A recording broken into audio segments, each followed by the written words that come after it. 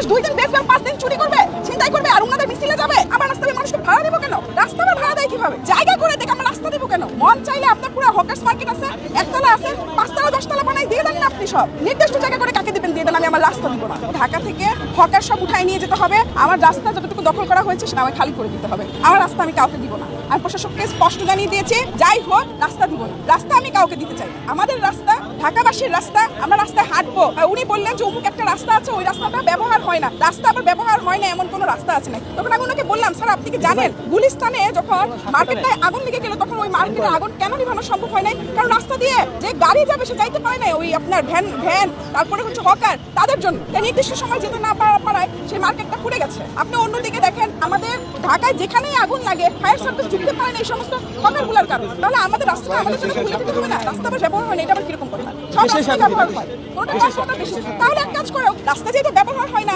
খালি থাকে, মিন্টো রোডে বসায় দেখ হকারগুলোকে। মিন্টো রোডের রাস্তা তো খালি থাকে, তাই একটা দুটো গাড়ি যায়, মিন্টো রোড খালি থাকে, মিন্টো রোডে নিয়ে সব হকার বসায় দেয়।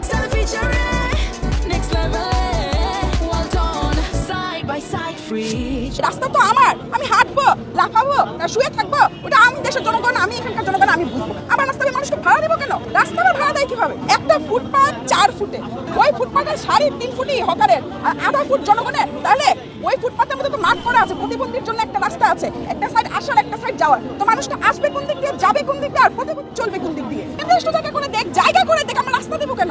আপনার মন চাইলে পুরো আপনি চকবাজার লিখে দিয়ে দেন, মন চাইলে আপনার পুরো হকার্স মার্কেট আছে, একতলা আছে, 5 তলা 10 তলা বানাই দিয়ে দেন না আপনি সব। নির্দিষ্ট জায়গা করে কাকে দিবেন দিয়ে দেন, আমি আমার রাস্তা দিব না। একটা মানুষ 2 দিন বেচবে 5 দিন চুরি করবে, ছিনতাই করবে আর ওনাদের মিছিলে যাবে। এটা কোন কথা? এটা কোন ধরনের সলিউশন? এটা কোন জাতীয় পেশা? এটা পেশা নাকি হচ্ছে ছুপাছুপি খেলা? এইভাবে করে ঢাকার রাস্তা কেউ দখল করে নাই সাদা দাগ করে। আপনি দেখেন না, এই যে সামনে ইডেন কলেজের সামনে দিয়ে আমি আসলাম, ইডেন কলেজের সামনে এতটুকু জায়গা আছে, এইটা মেয়েগুলো হাঁটে কিভাবে? চিরুনি থেকে শুরু করে এমন কিছু বাকি নাই যেখানে বিক্রি হয় না। একটা কলেজের দরজার বাইরে এইভাবে করে কিভাবে মানুষ বসে? আপনারা বলেন, চাঁদাবাজার দেশ, চাঁদা নেওয়ার জন্যই করা হয়েছে, এখন আর কি করার?